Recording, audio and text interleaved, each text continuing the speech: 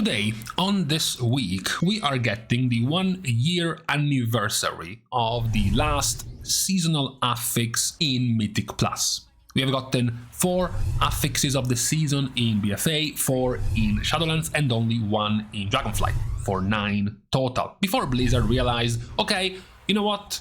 Every expansion we have to give you the same dungeons for 2 full years, so we need to shake things up a bit every season with a brand new big affix to make things more different every season. But since we decided in Dragonflight to fully rotate the dungeon pool of Mythic Plus every season, that is no longer necessary. We no longer need to give you an affix of the season, because what's gonna change is gonna be the dungeon themselves. That was the reason after the first season with Thundering to not have any more seasonal affixes in Mythic Plus. However, since then, something has been sorely missing in the season, which is the concept of the Curse Affix. Very simply, this means an affix where something bad happens, and if you do the bad properly, or if you dodge the bad, then you get something good to make you feel good. You know, a buff, more crit, more haste, more movement speed, more mana regen for your healers, sometimes even mechanics to allow you to skip mobs and change your route, etc, etc. Anything that can make your run feel smoother or make your character feel smoother.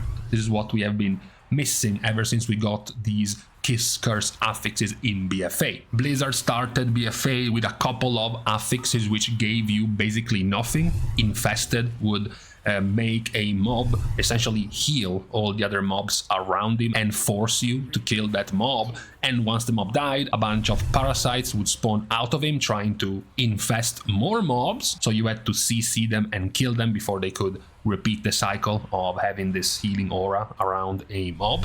And practically no buff was given to the players. This was not a very enjoyed affix. Then you had Reaping, which gave you every 20% thrash count in the dungeon would spawn essentially the spooky ghosts of the mobs you killed that came rushing to you, and you had to turbo AoE them down. Again, no buffs given to the party. Beguiling was also a disaster in BFA, arguably the worst received affix in Mythic Plus, covering the dungeon with the emissaries of Ajara, giving the trash packs some awful buffs, without any kiss, without any buff to your party. Only at the very end of BFA, Blizzard realized that's what players wanted. They came up with Awakened, which was in some way a way to try to help groups without a rogue, without a Shroud of Concealment, to skip packs. This is what this affix allowed you to do by creating 4 obelisks around a dungeon that would phase you into a different realm, and then you could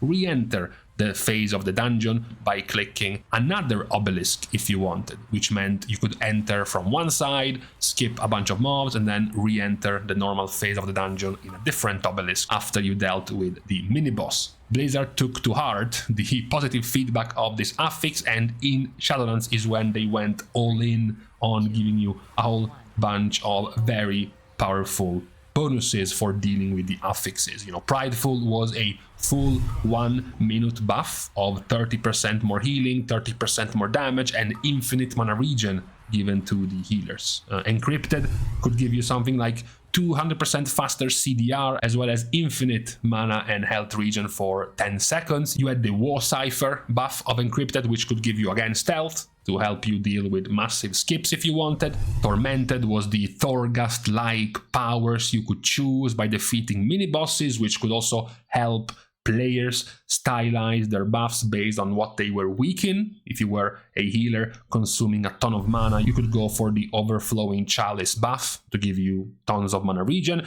If you were weak to rot damage, to thicken damage, you could get massive leech buffs for yourself. If you were weak to one-shots, not very powerful defensives, you could go for the Stoneward to give you a chunky Absorb Shield. If you were a tank weak to magical damage, you could buff your magical damage. And all of these type of powerful buffs are what have gone away in Dragonflight after Thundering, which was not a very well received affix.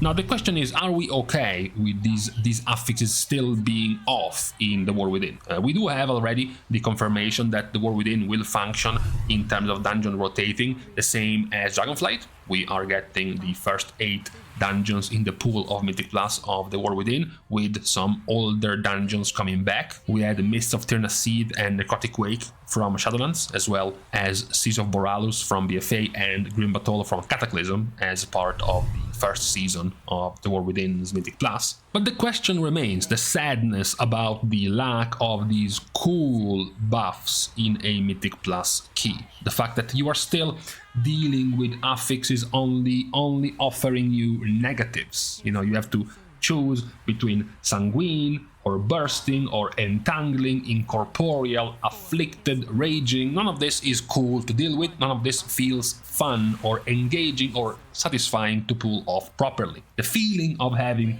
the Incorporeals spawn during a trash pull and correctly dealing with them isn't very satisfying. You're not actually gaining anything from dealing them. The only thing you're doing is preventing bad things from happening. So the best case scenario is the dungeon continues as if there were no affixes. If you deal with storming properly, so you don't get knocked up, it's as if the affix didn't exist. The worst case scenario is that you do get knocked up by storming, you get interrupted in what you were casting, you lose damage, and in the worst case scenario, you cannot dodge the mechanic that was targeted at you because you are knocked up by storming and you die. The best case scenario of dealing with Sanguine is that you complete the dungeon as if Sanguine didn't even exist. The worst case scenario is that a mob plants himself on top of a Sanguine pool and heals for 100 million HP, which is quite frustrating. Same goes for the best case scenarios of Entangling or Afflicted or Incorporeal. The best case scenario is those affixes did not exist. They did nothing, I gained nothing from those affixes. The worst case scenario of these affixes can lead to death, can lead to wipes, or can lead to the dungeon taking much longer. So some players are still of the idea that even if we are rotating the dungeons, so even if there might not be a need for an affix of the season to shake things up, because now every season we change dungeons, there is still a reason, there is still a point towards giving players a Kiss Curse affix. So some kind of benefit, some sort of power-up from dealing with the affixes properly. It does not need to be a mega buff. It does not need to be a gigantic benefit that you got from your seasonal affixes, like, 30% more damage, 20% more haste, 30% more crit, or something that large. But still some kind of benefit. Anything that helps you feeling better doing a key. Take Entangling, for example. Entangling is only an annoyance. There is nothing good around Entangling. In many cases, also many specs do have some kind of ability to basically just ignore Entangling as soon as it spawns. So why don't we have Entangling give you a 15% critical strike buff? Now things get interesting. Now the player is encouraged to play on the very edge, on getting stunned by Entangling, or perhaps getting hit by mechanics because you are slower, because you want to keep that 15% critical strike buff from Entangling. How about Afflicted? Afflicted and their 10, 12 second long mega cast that you want to interrupt. What if interrupting Afflicted in the last 3 seconds does massive AoE damage to the enemies? What if interrupting it in the last 3 seconds gives the whole party 20 seconds of cooldown reduction to all of their abilities? Wouldn't that make you feel better, give you a better experience in the key because more